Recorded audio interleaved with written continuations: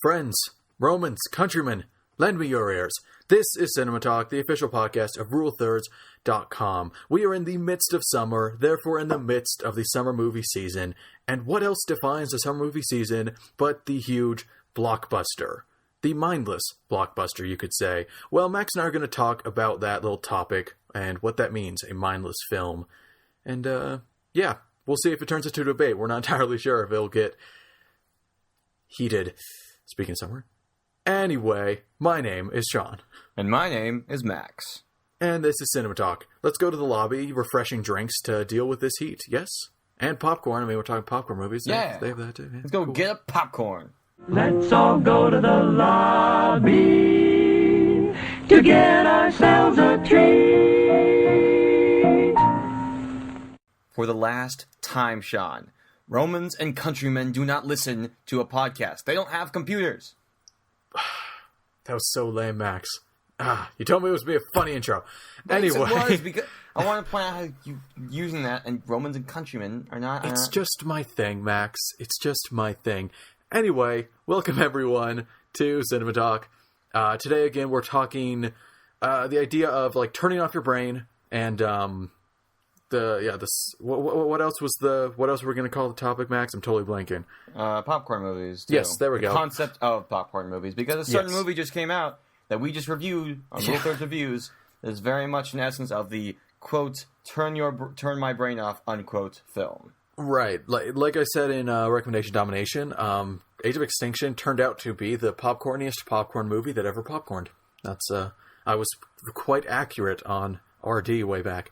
Yeah. So, what's on the site, Sean? Tell me. Oh, okay. Thank you. Let me just bring that up really quick. That's why I'm here.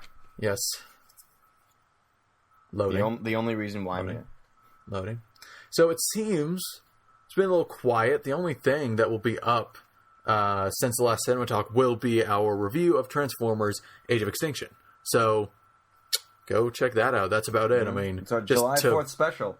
Yes, 4th of July special. And what better way to celebrate the independence of America than by talking about a movie directed by a guy who freaking loves America, Michael Bay.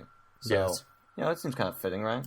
Also, to plug more of my stuff, right before the podcast was the first preview Quick Cuts, Storm of the Expendable Sin. So go check that out as well. So now that we're done with that, Max, this idea of turning off your brain.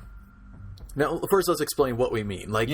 A lot of movies, especially like Age of Extinction, people are like, oh, this was terrible, here's this problem, here's why it's terrible. And people will respond by, oh, come on, just turn off your brain and enjoy the ride. It's a popcorn movie, don't take it so seriously, That's kind of what we're talking about. The kind of defense for blockbusters like this, where it's, it's mindless, or why are you thinking, you're overthinking it, stuff like that. Now, Max, you kind of have a problem with this mentality. Yeah, I do. I honestly do. So why don't you go ahead and kind of just kick us off strong with why you have a problem with this, and then I'll pitch in, and we'll just go back and forth. It'll be a jolly good time. So go ahead. I don't believe it's fair to, okay, hold on. Let me think about this. I don't find it very fair to turn off your brain at one movie and then keep it on in another just because there happens to be a bit more spectacle and whatnot in one of them. I don't think that's very fair to the filmmakers. Like, if they, if the filmmakers spend their time to make a film that is perhaps based a lot around spectacle, but also very much like with story and whatnot, and you just turn your brain off, you're ignoring a big part of what they do. And I don't know if that's very fair to them. I also don't like it when, I get the sense that people sometimes use this phrase just because they enjoy the movies, but they don't really want to admit it. Yeah. It's just... Sometimes I get the feeling that people are just really big snobs when it comes to this kind of stuff, because even though these aren't exactly like the most high-minded films out there, or I guess high-minded screenplays to make films out on ever, it's still, it's still unfair and it's kind of snobbish. It's just not like... It's kind of mean-spirited. I'm just going to go watch this movie to turn my brain off. Sure. Now, I would agree that...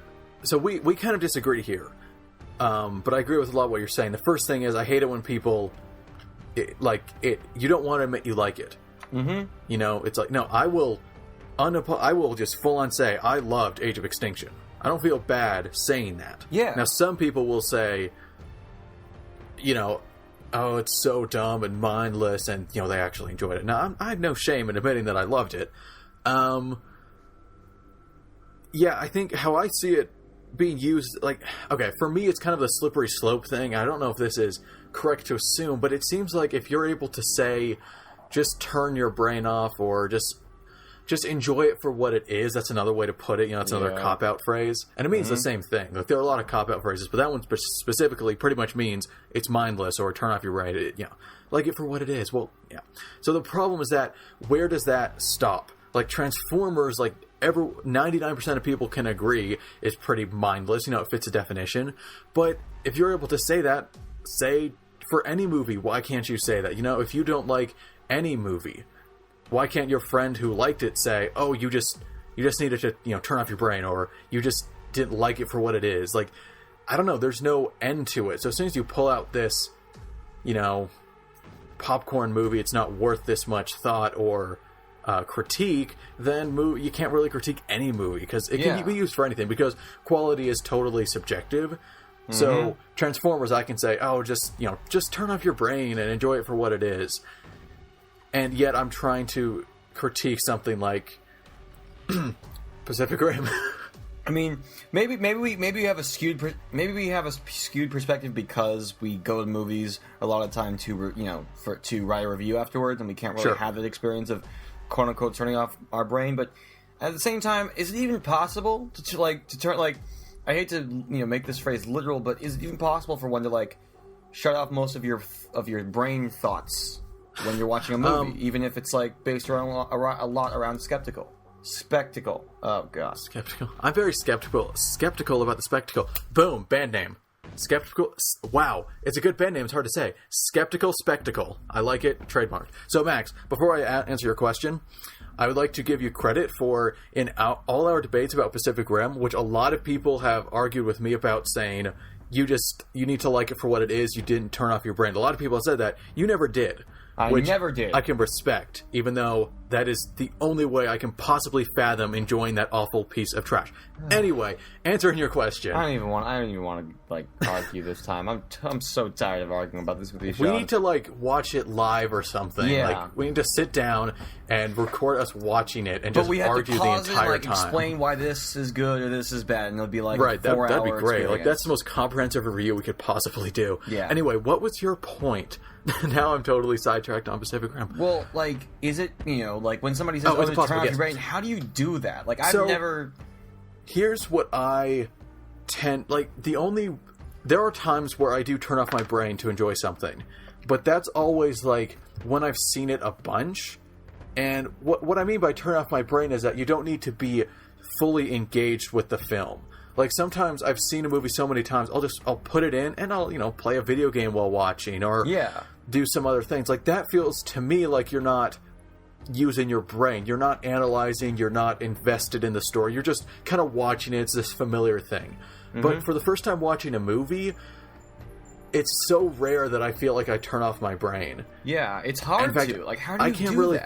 I can't really think of an example, because it might just be that I had to review it. But even for Transformers, I was thinking through things. Yeah, me too. I was thinking, what does this mean? What does this action mean? Because, I mean, if you saw the review, I was sort of I thought the film was kind of thematically confusing, and that's one of the reasons why I had my brain on full power the entire time, because certain actions meant things that perhaps didn't mean other actions. Now that's based on the review. That's for another time. But basically, my point is I was always using my brain, because just based on my perspective.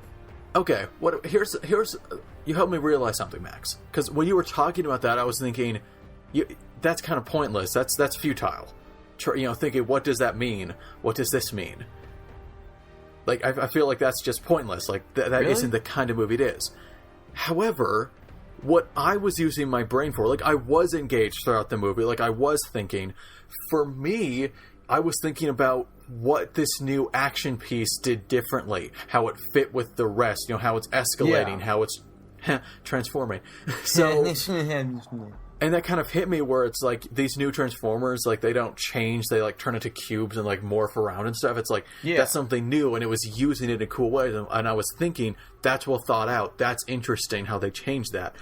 So, this is kind of early in the podcast to have a eureka moment, but what if the issue isn't turning off your brain, it's directing your brain in the right direction? That's a good point. So what if it is just kind of stupid to think about Transformers like thematically? Ooh, what does that mean? Well, I do think there were thematic elements. That's one of the reasons I actually kind of like was impressed by this movie, is that it was trying to do some thematic stuff. Maybe that's not where your mind should go.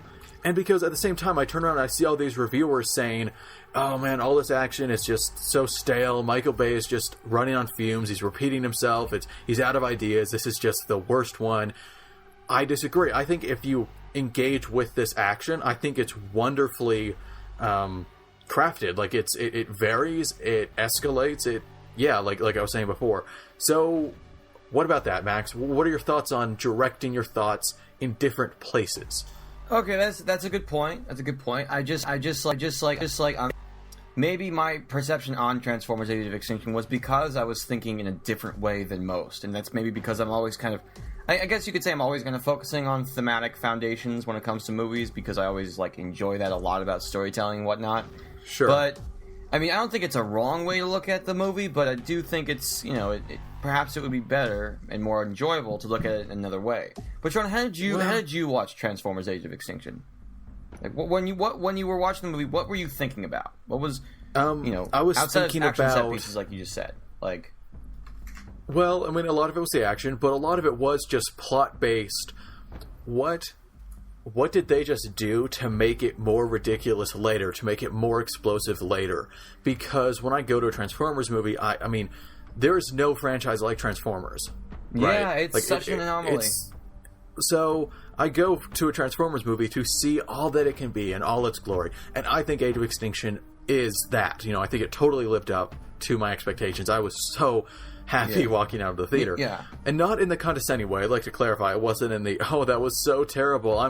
That Michael Bay, I'm so happy I was right about that awful Michael Bay. No, I was legitimately happy with what I'd watched. So, my thought was just, how did this plot element further transformer the story? Yeah. Like, how did it make it go even further with how ridiculous it can be? Of course, I can't even think of a plot example right now, but it's like, of course, these things happen to make it even more absurd, to get even more action and all that stuff. Yeah. So that's how I was thinking about it, outside of just, the action working well. Like, it was trying to fulfill its transformiest, like, how can it be the biggest possible? And how did each piece move it closer to that? Did that answer your question? Yeah. Decently? Yeah. Okay. Because I'm also thinking, like, comedies.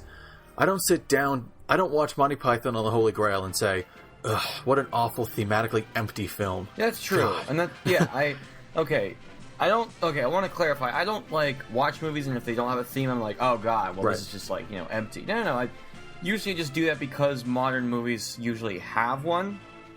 And if it's even if it's minor or not well done, they usually have one.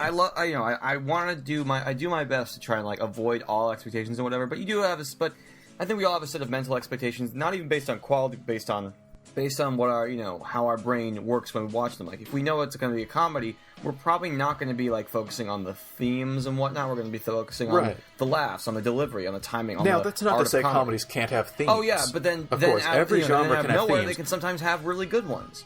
Right, we are talking about themes, which is a very kind of overarching element of movies. It's not genre specific. However, I do think that sometimes it shouldn't be your sole focus. That's kind of what I'm getting at.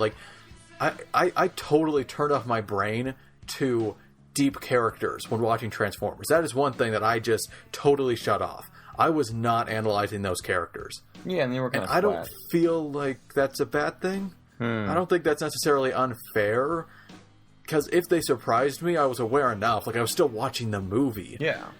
So I think it is...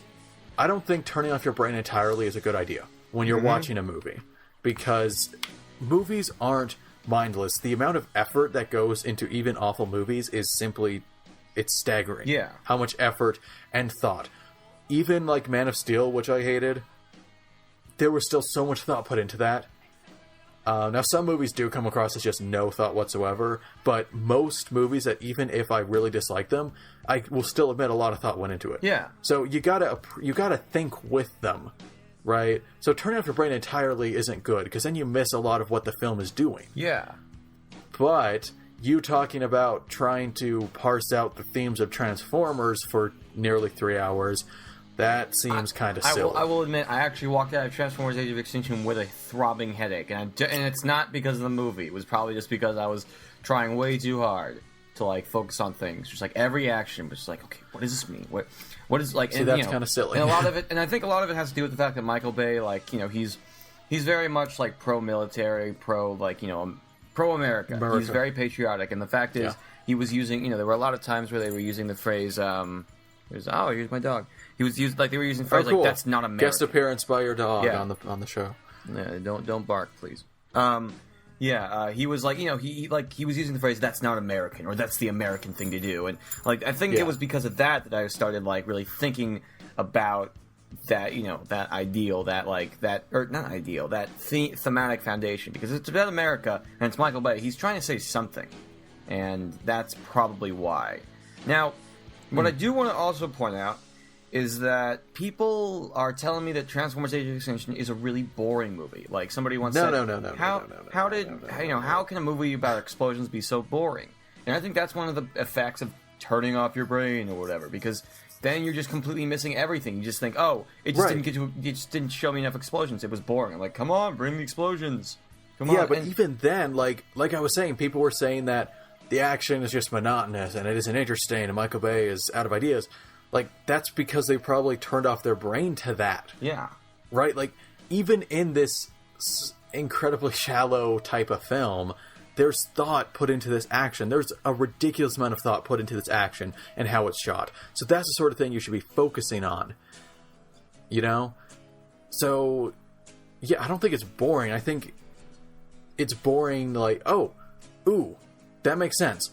What if everyone was watching it, you know, like, okay, where's this story going? What are these characters? What's their arc going to be like? What is it thematically trying to say? Of course that's going to be boring, because that's never something it focuses on. Like, if that's what you're waiting for, yeah, sorry, that's not going to happen. And that's most, you know, what we would call, you know, the big, dumb summer blockbuster. Yeah, like, you know, okay, the more we talk about this, the more I'm starting to realize that I think...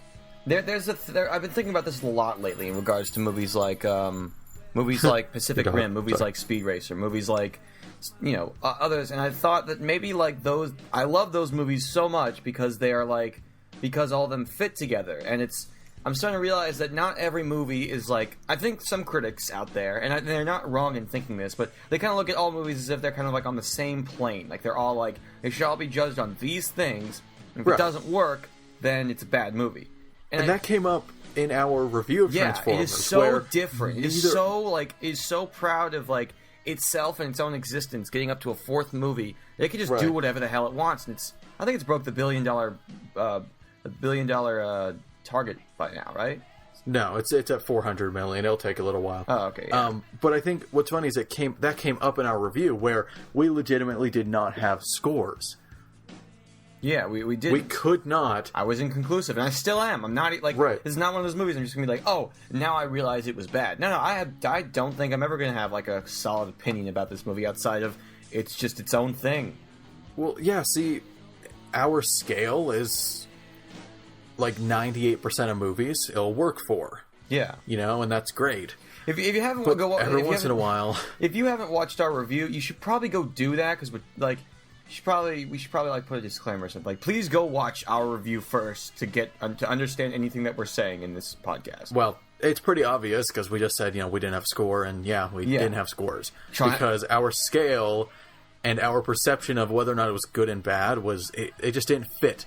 This was not a movie trying to be good by any measurement that we had come across yet. Yeah, you know. Hold on, I need to just open the door real quick. I'll be right back. Sorry.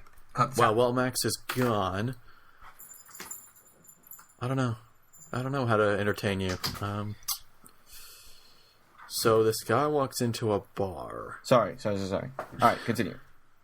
What were we talking about?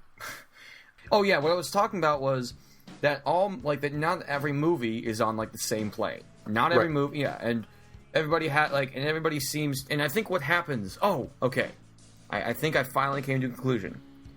Okay. I don't like calling myself a film critic because I don't think I really am. I'm just a guy who talks about movies with his buddies. No, God, ugh.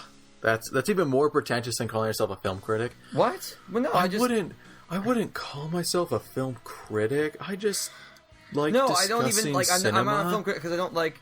It's not a professional. It's not a profession. It's just a thing. Okay, fine, whatever. As a film critic, I suppose, I think a lot of us are just like kind of like jaded by the experience of watching a movie because we go to movies. We have to take out the fact that it's like an experience. Like people go to a movie, like the average ordinary American goes to a movie every once in a while, and it's like a great experience because they might not know how it's made, they may not read the reviews, they just go there and they just see it and they're like, oh my god, awesome. And I think that, and because we always go to movies because that's our job to like look at the movie, we start to put all movies on the same plane of like, is the story good? Are the characters good? Are all these things? And when it comes to Transformers, like as I've expressed, it is on its own. It's on its own plane of existence. It is on its own level, not even higher or lower than any other level. And I think it's kind of foolish to think that perhaps it's it should be graded as it should be like looked at in the same vein as I don't know something like 22 Jump Street or something like that, like where that's kind of a for as good as 22 Jump Street is, it's kind of a standard movie. Like you can look at it, story, comedy, characters, all that. Transformers is an entirely different thing, and I think this is a good indication that film critics really need to be open to like all different kinds of I didn't think I'd use this term, thought processes. And it's we are basically talking about thought processes in people, it's just saying. But yeah, it's best that we not put all film on the same like grading scale. We have to take every film into consideration. However, that's slightly problematic. Because, let's say we strongly disagree on a movie, and we would like to debate it very much. Like one of us, we want to come out on top. One of us does. Who's right? Is it a great movie? Is it a terrible movie? Can't we kind of make all argument a moot point? Like any criticism I bring up for Pacific Rim, let's say, because that's one that we disagree on strongly.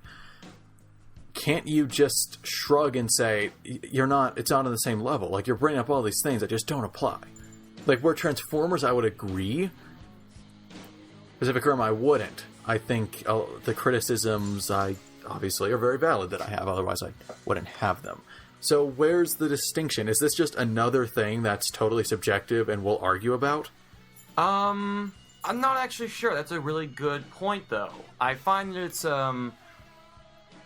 this is difficult to answer because does it just add another layer? Like are we saying, because right now we have this layer.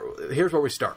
So what do you think of the movie, good or bad? Like there's our layer. But now we have, okay, so what standard do you want to measure this movie? Argue. Okay, in that measure, was it good or bad? That's true. Okay. I'll give you that. So, is it? Like, I mean, that's fair. It's fair to say yes. Film, it's complicated. Opinions are complicated. Like, it's fair to say, yeah, it's something to argue about. You might love Pacific Rim because you approach it totally differently.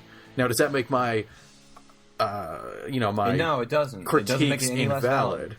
But does that make your praises valid? Like, is it just you are you in the wrong? I mean, when we're talking about opinions, there is no wrong and there is no right. So, but you were just saying yourself that critics should.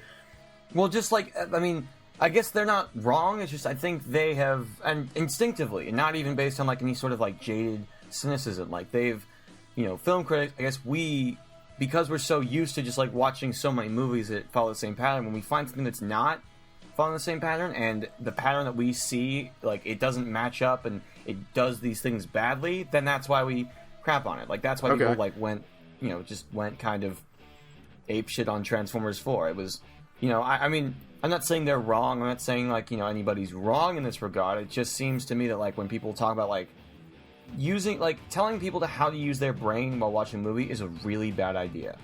It's a really bad idea. And approaching every movie with the same idea and same perspective is also a really bad idea because, you know, like we're talking about people. We're talking about people with different perspectives, different life experiences, different everything. And to look at all films, it's like you're looking at like a vanilla ice cream, you know? And you look at a bunch of vanilla ice cream cones, and then there's like a chocolate one. Are you supposed to say it's a bad vanilla ice cream cone because it's not vanilla and it's something completely different?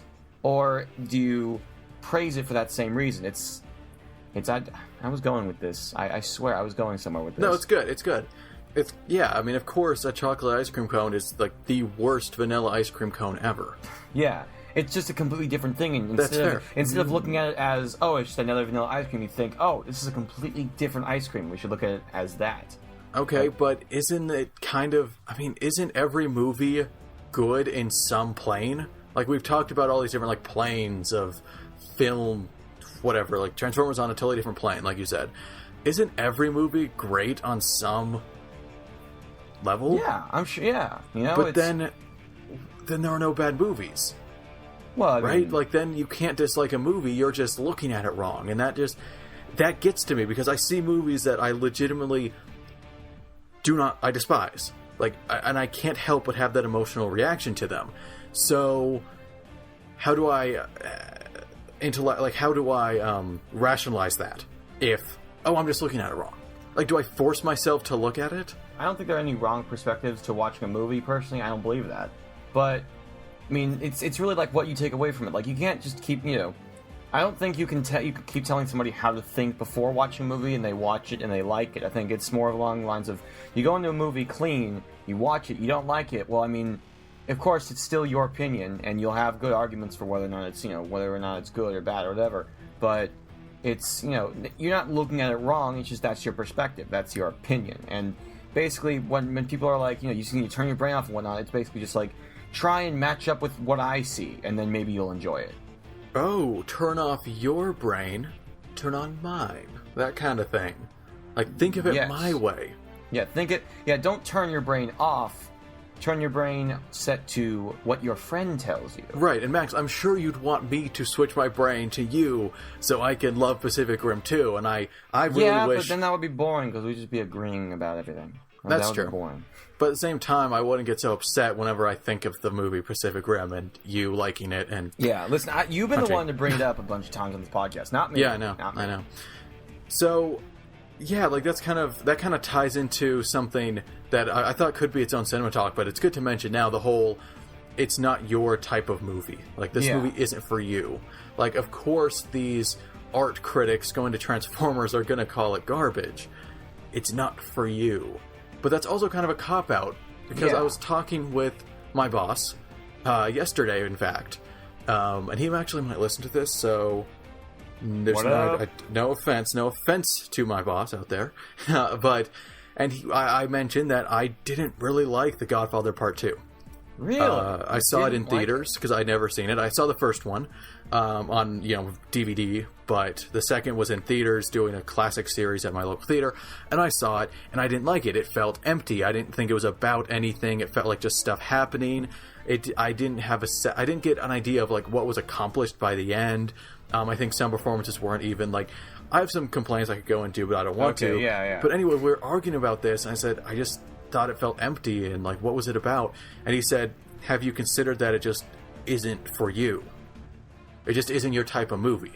And that struck me wrong, because that's an immediate, like, your critique let's disqualify is your opinion on this. Because, right, like, it's an immediate, it shuts down any discussion, because anything I bring up is just, you just don't get it. It's okay, it's fine that you say that, because you clearly don't get it.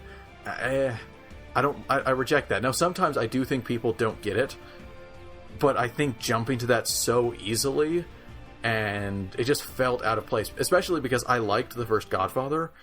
Like, clearly, and it's by the same director, same writer, same cast, it has the same tone, it has the same, like, I don't think it's fair that I liked Godfather 1 to turn around and say... Godfather 2 just isn't for you. Nah, I don't think that's fair. I don't think that's fair. Now, of course, they're not the same movie. They're different. They're very different films, obviously, otherwise I would like both. But, yeah, I don't think it's fair.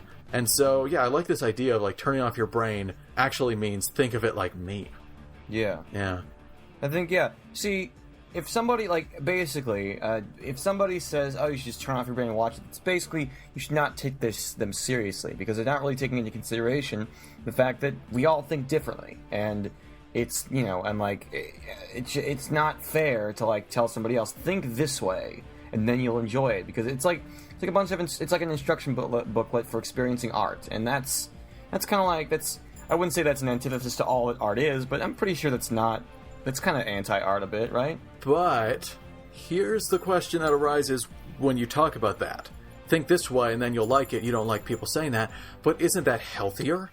Wouldn't you love it if you liked every movie you saw? Yes, but I think isn't that also healthier for everyone to have their work liked, to always be positive coming out of the theater? Like, okay, well, what about this?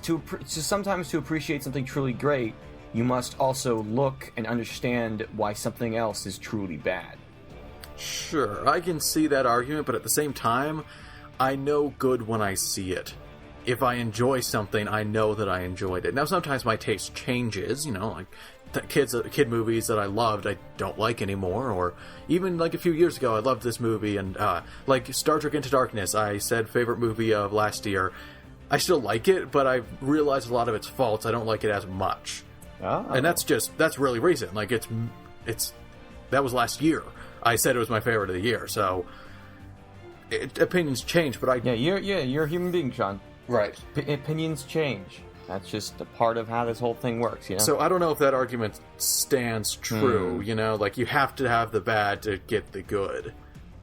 I also love that, like, this has been a very interesting podcast, because it's, like, a lot of times while recording this, because of course this is live, so while I'm recording this, I keep thinking, man, this is kind of getting rambly and, like, scatterbrained, but I think that's a good thing. People might assume when we sit down, we're like, okay, here's the points we need to reach.